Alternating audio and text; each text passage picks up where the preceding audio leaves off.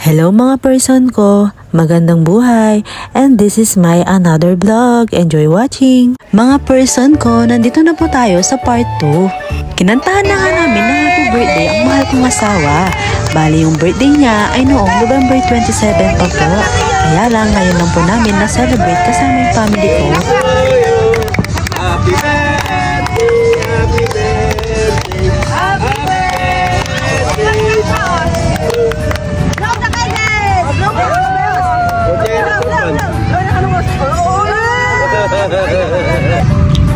Pagtapos po namin kumanta ng happy birthday ay kumain na rin po kami. Kanyaman ng mangan, kanyaman ng sumubo. Habang nagbibidyo nga pala ako dyan ay may nakita ako na nagbaboxing. Hi kuya, nabidyohan kita. Mama ko parang tapos na ata kumain. Ayan naman po pala yung kapatid kong isa. Yung mga pamangkin ko nga ay nabisi sa pagkanta. Si tatay naman po ay nagpabili ng Red Horse. Binili na nga namin siya para hindi po siya mainip. At nang busog na po ang lahat, ganyan na po yung senaryo. Nagpapahinga lang muna kami dyan dahil nga busog. Kanya-kanya kami ng mga ginagawa. Yung asawa ko nga, ano kaya yung tinitingnan? Nakatingin pa sa malayo. At si mama naman ay kumakanta. Kumakanta nga siya pero ang hinahina ng boses parang nahihiya siya dahil nasa labas. Bumalik nga pala kami dito sa may mga nagre-rent dahil magre-rent sila ate ko ng bike. Yan sana yung mga ire-rent nila kaya lang baka hindi alam pagganahin ng mga bata or gamitin. Kaya bike na lang po ang ire-rent. Bali dalawa po yung ire-rent nila dyan. Tapos makikiliwas na lang kami para tipid po. 3 rin po sana ang ire-rent namin kaya lang sabi namin 2 para makapag-video kami.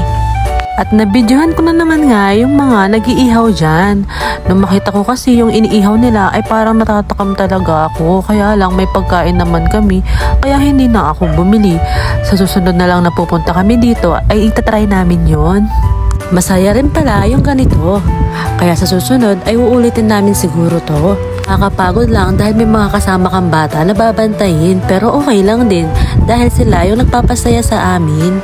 Todo support mo nga ako sa pamangkin ko dyan. Tinutulungan ko sila na paandarin yung bike niya. Yung asawa ko nga ay hindi niya makikita dyan dahil siya po yung nagbibidyo. Napakagandang galaan nga naman kapag ganito yung lugar ay napakalawak. Makikita nyo nga dyan ay marami pang space. Pwede talaga kayong makapili kung saan nyo gustong pumwesto. Ganyan nga po pala yung style ng bike na narentahan po namin or nila. Kita nyo po dyan ay kami na po yung gumagamit dahil pinagamit sa amin. Yung ganyang bike po ay 100 pesos for 15 minutes. Kita nyo po ba yung pamilyang yon? Mas madami sila sa amin. May celebration din sila na birthday din. Pagkatapos namin ay si Kim naman yung gumamit. Yan nga po pala si Ella at si Austin. Nagpapabibo pa talaga sila. May patakbo pa nga si Pat dahil baka mahulog si Ella. Meron nga palang biniling pailaw yung mga pamangkin ko. Ito ay lumilipad sa taas. Nung binili nila yan ay kasama nila yung aking asawa. Silang 3 lang yung umalis kaya hindi ko na nabidyohan. Batang to, ang hilig talagang magpahabol kay mama niya. Sigurado pag na to kakahabol kasi lakad ng lakad si Austin. At hindi nga magpapahuli ang aking asawa, siya rin ay kumanta na dito. Nakalimang kanta ata siya dyan na enjoy niya. Pagkatapos niyang kumanta, ay hinaharot niya naman si Austin. Nakikita niyo po ba yung mga taong yan? Kanina po diba wala pong tao dyan, ngayon po ay meron na. Kahit late na ay meron pa rin pupunta talaga dito. Ayun naman po pala yung asawa na aking kapatid. Late na po siya nakalabas sa trabaho niya kaya ngayon lang po nakarating. After nga po niya kumain ay nagkayayaan na pong umuwi. Tapos may nag-aya rin na mag-Starbucks para daw sa stickers ay kaya tumuloy na rin kami doon. Kayo pong gustong gumala sa capital town, punta na po kayo doon. Fast forward mga person ko, nandito na po tayo sa pupuntahan natin. Sino sa inyo mga person ko ang kagaya ng kapatid ko na nag-iipon ng sticker para makuha yung tumbler na gusto nila? At nabidyohan pala ng aking asawa yung mga breads nila dito at saka yung cake. Napakasarap nga naman ng mga bread nila dito. Dahil may in-order silang ganon kaya natikman ko. Ayan po pala ang makukuhang tumbler ng mga nagbubuo ng sticker ng SB. Sigurado ako yung mga madalas mag-SB ay meron na silang mga ganyan. 19 sticker nga daw po ang kailangan para makakuha ng tumbler.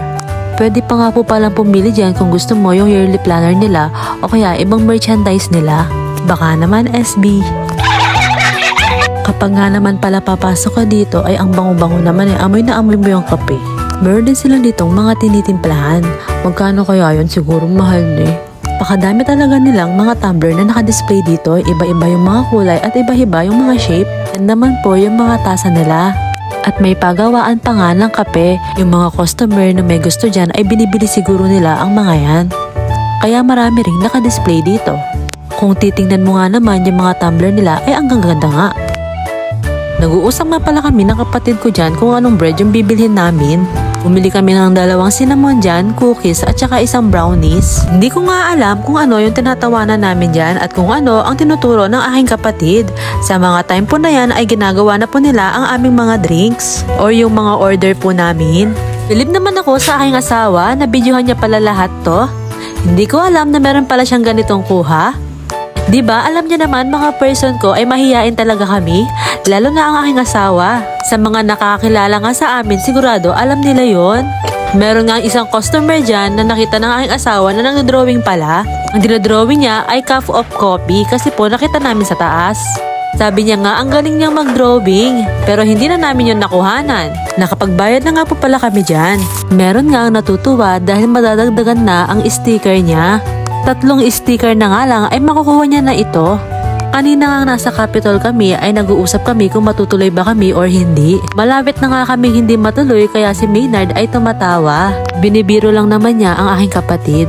Bakit kaya ganun talaga ng mga person ko na kapag alam ng mga partner natin na maiinis tayo ay ayun yung ginagawa nila?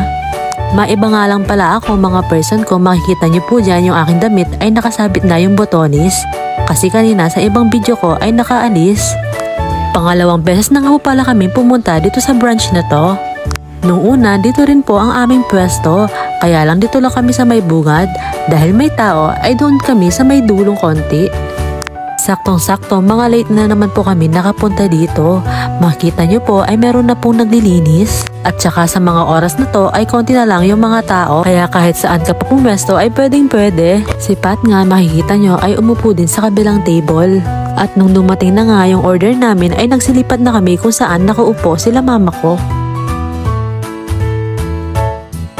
Diyan nga po pala, ayan yung time na tinitingnan ng aking asawa yung nagdodrawing. Tsaka niya ako tinawag at pinakita sa akin. Nung mga time na yan ay tapos na nga po pala kami. Tayo'y uuwi na nga dahil late na at magpapahinga na rin tayo. Hanggang dito na lang mga person ko. See you for my next one. Thank you for always watching. Magandang buhay mo!